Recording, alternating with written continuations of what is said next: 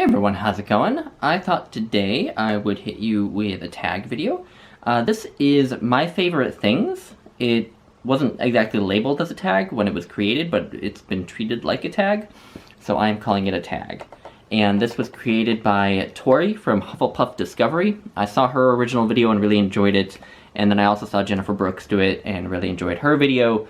So no one's tagged me, but I thought that I would just go ahead and do it because it looks like a lot of fun. It's a lot of kind of non-bookish questions. Sorry, the cat is sniffing the camera. So I'll jump right in. The first question is, who is your favorite musician or band?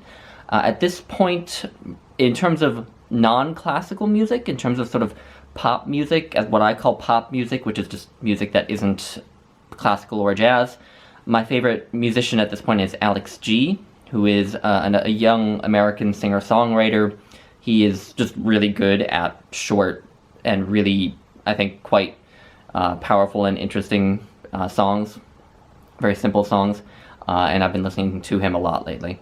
My favorite classical composer at the moment, the cat is still in front of the camera, is, I think, Mozart. It used to be Chopin, and I still obviously love Chopin. I love how dramatic he is, but Mozart I love because he is so good at both joyous music, but also really dark music, but neither of them sort of goes too far. Neither the joy nor the sorrow is ever without some counterbalance. The joyous moments in Mozart always have an undercurrent of the possibility of sorrow, and the dark moments always have a hint of sort of consolation behind them. And that is just what I love about Mozart, and so I've been finding myself listening to him a lot, especially in the current state of the world. So the second question is a very interesting question for me. This is, what are your top 3 favorite films? And this is an interesting question, because my top 2 favorite films are locked in. They have been my 2 favorite films for a couple of years now, and there's no other 2 films that are anywhere remotely close to replacing either of them. But then my third favorite film is more tricky, because there are a lot of films in the world that I really do adore, and so that could be contenders for that third spot. So any other day of the week, this third place movie might be different, but I settled on one because at this point I think it probably is my favorite after these other 2. But so, the 3 films. The first one is The Tree of Life, directed by Terrence Malick. That's my favorite film of all time. I love the use of classical music in it. I love how it explores themes about loss, and it also, I think, portrays, better than anything else I've ever seen, a secular way of seeing humans as not merely insignificant specks of dust, that there is a cosmic value to human life, even without recourse to religion. I think that's why The Tree of Life is so powerful. Even though Terrence Malick himself is religious, and even though a lot of people do interpret the film as in a religious light, and that's obviously totally valid, I don't, and that's why I find it so powerful, because it's a non-religious look at kind of metaphysics. And it's also just a really powerful human story about coming of age. So The Tree of Life. Second place is Mirror, directed by Andrei Tarkovsky, which, like The Tree of Life, comes closer than probably any other film other than The Tree of Life to kind of being about everything, just being about life and the universe. Mirror, I think, is a film kind of about memory and how we remember, and I think it's about the weight of an entire human life. Just how much weight there is behind just one small human life. And again, I think it, like The Tree of Life, just explores the cosmic significance of humans without a need for recourse to religion. Even more than The Tree of Life, Mirror does not seem to require any kind of a religious interpretation, but still deals with the profundity of human life, and that's what I love about it. And then my third favorite film is very different from the other 2. It's Yi Yi. This is directed by Edward Yang. It's a Taiwanese film. And this is just very different, but also very similar to the previous two. It's just a really long 3-hour film about the everyday lives of a middle-class Taiwanese family in the late 1990s, living in Taipei City. And it's just about their personal lives, their emotional lives, you know, their regrets, their loves, their losses, their struggles with their careers. It's just about their everyday lives. That's all it is. And again, it's a film that I think comes very close to being about everything about human life. And it's a film that, for some reason, I find so easy to watch. Like, more than the other two, it is kind of my go-to comfort film, because for some reason, and this is true of a lot of Edward Yang's films, there's just something really zen about it, something really calming about it, even though there are a couple of dramatic moments and some really sad moments in it. It's just a very zen film, I find. But yeah, you can probably see a common theme between these three, is that I really love stories and films that are kind of about everything. That's kind of what I like. That's the kind of brain I have. And so those are my 3 favorite films. I spent a lot of time on that question, so I'll move on to the third one. So the third one is, what's your favorite scent? So I have a very powerful sense of smell, actually. I always have, which is why I actually have a hard time going into certain stores, like perfume stores or stores with a lot of scented candles, because it's just a little bit overwhelming. But I'm not a big scent person. I'm not someone who's like big into scents, really. But the answer I landed on for this is the smell of an ice rink. I was a figure skater for 15 years, and so there's a lot of nostalgia attached to the smell of ice. I don't know if maybe this is just skaters who think about this, but ice does sort of have a very faint smell to it. I still smell it sometimes in the wintertime when it's very cold outside, but I mostly associate it with the rink. And also tinged with that is the smell of the Zamboni. The Zamboni, for anyone who's not familiar with the rink, is that thing that drives around the ice and sort of cleans off the ice and smooths it out between skating sessions at the rink. And that gives off a certain smell. It actually gives off fumes, which supposedly can actually make people intoxicated, so maybe that's why I like it, I don't know, but I like the smell of Zambonis, and I like the smell of the ice at the rink, so that's my favorite scent. Number 4, what's your favorite Disney film? My favorite Disney film, since before I can remember, is The Little Mermaid. I still love it. It's still the one I give as my favorite. I think there are other Disney films that have, in my more mature years, taken on a bigger place in my imagination, in my intellectual imagination. I like The Hunchback of Notre Dame comes to mind. Tarzan is a big one. Mulan I have loved since before I can remember as well, and I still love it. It might ultimately be a better movie than The Little Mermaid. There's also Lady and the Tramp, I think is just marvelous. But The Little Mermaid has been my favorite Disney film since I was very little, and I imagine it will remain that way. And I think really the reason I love it so much is just because it's about a weird, fantastical creature, the mermaid. Because I was really into, and I still am into, really weird, fantastical creatures like dragons and griffins and these other sorts of things. And so a movie where, you know, a mermaid princess tries to become human just was, you know, the perfect thing. And the music is great. I love Ariel as a character. I love Ursula as a villain. It's just a really nice movie, I think, even though there probably are other Disney movies that are better.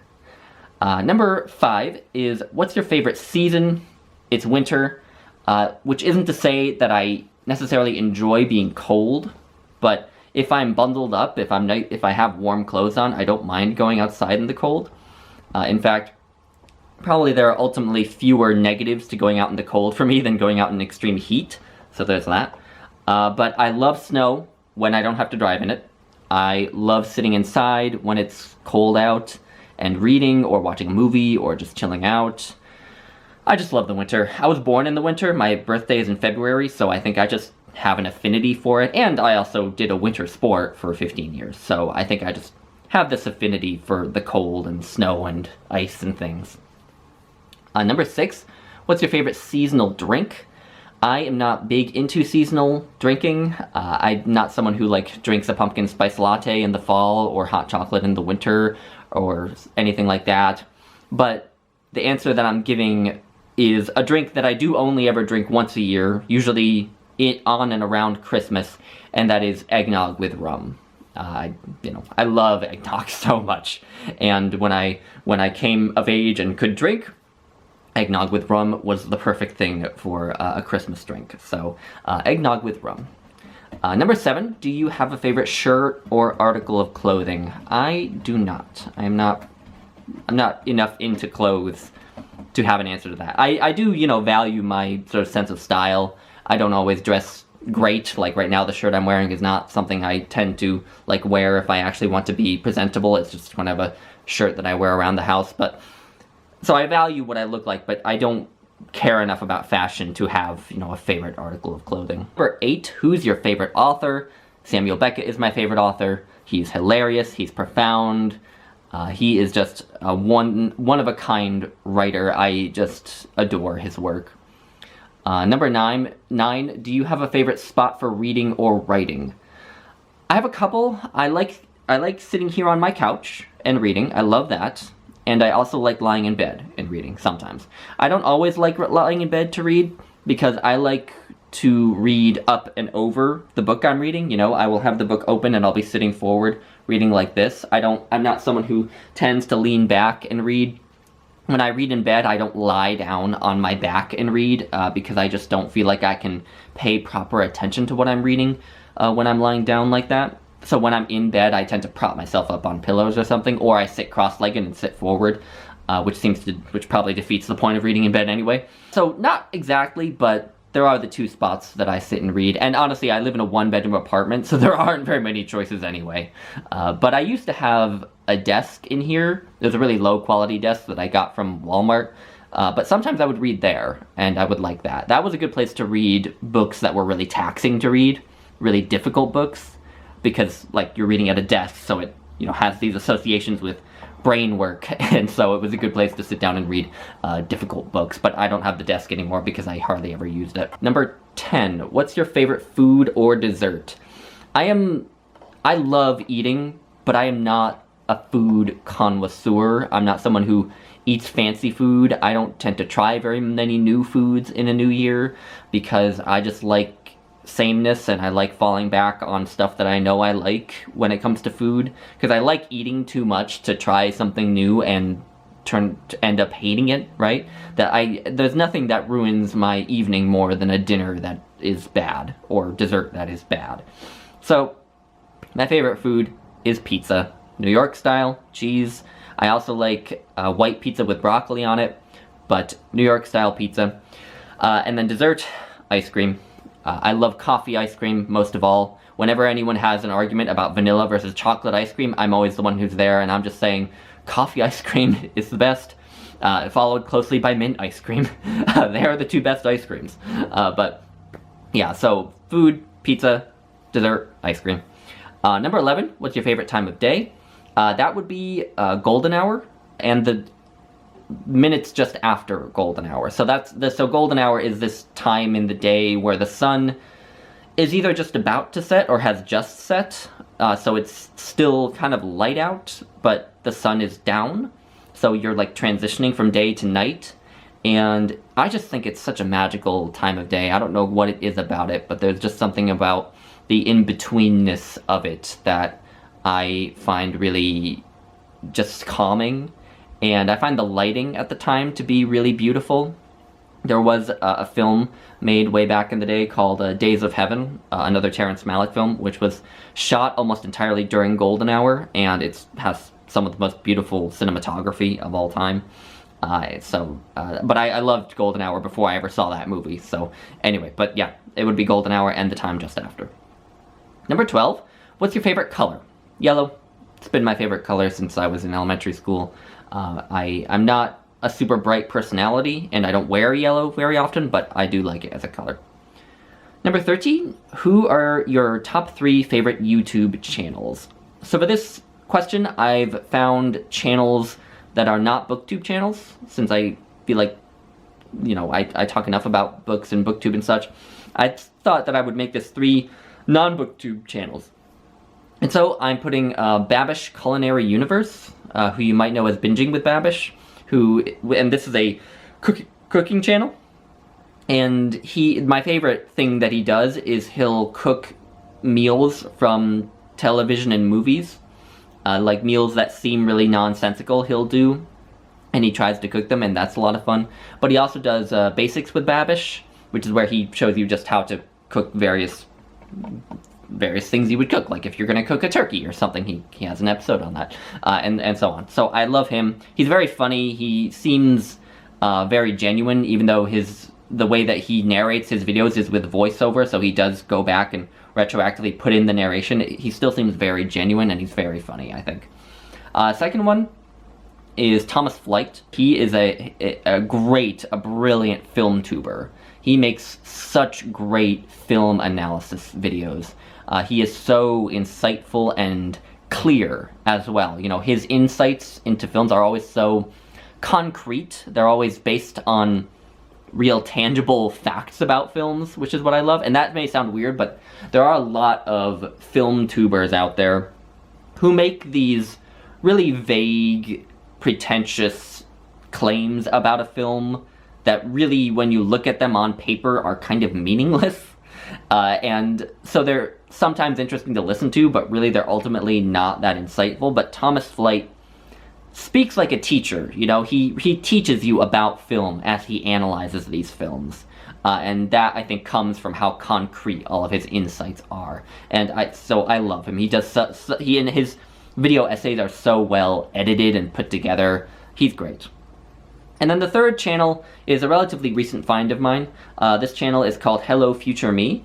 I can't remember the guy who does its name, but he basically does a lot of videos on fantasy writing. He does videos on world building, and occasionally makes videos about like lore from various fantasy universes. I found him through the various videos he did on lore from Tolkien's universe, from Middle-earth. And he's also done a lot of videos on Avatar: The Last Airbender, which, is all you need to do to make me swoon. I love Avatar, and all sorts of other stuff. But he's really interesting to listen to as well. He's a very smart guy, and he's also written a couple of books, actually, about writing, which is certainly interesting. So those are my 3 favorite channels. At the moment, my favorite channels are always shifting around. But number 14, what's your favorite musical or play?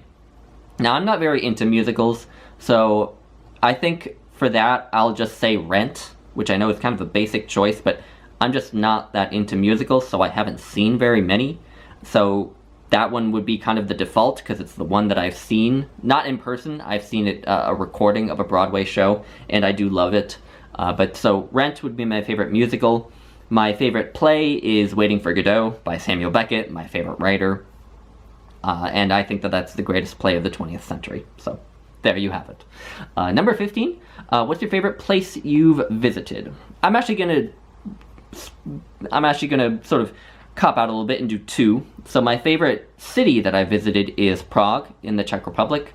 My dad is originally from Prague, he's Czech, and it's a wonderful city. It has so much great architecture. It's such a great place to just wander around, find a pub or a restaurant. There's great beer there, there's great food there. There are some really interesting bookshops. There's actually a bookshop in Prague that is either next to or in the apartment that Franz Kafka used to live in, which was super cool. It's just a really cool town with a lot of interesting history and a lot of cool places to see. And I think it's kind of an underrated city in Europe, right? Because everyone wants to go to like Paris or Moscow or St. Petersburg or Berlin or Rome, and those are all obviously great cities. I mean, they're justifiably famous, but Prague is really good.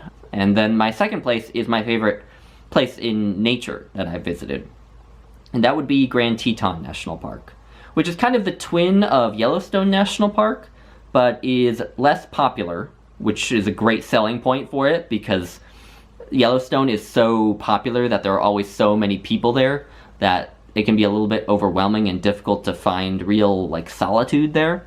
But Grand Teton National Park is much less popular, and so it's easier to actually find real, solitude in nature there. And it's also just beautiful, beautiful mouse. And that is the My Favorite Things tag. So if I'm not going to tag anyone, so if you want to do this and you haven't come across it before, then feel free to just go ahead and do it. So I'll leave it at that, and talk to you all later. Bye.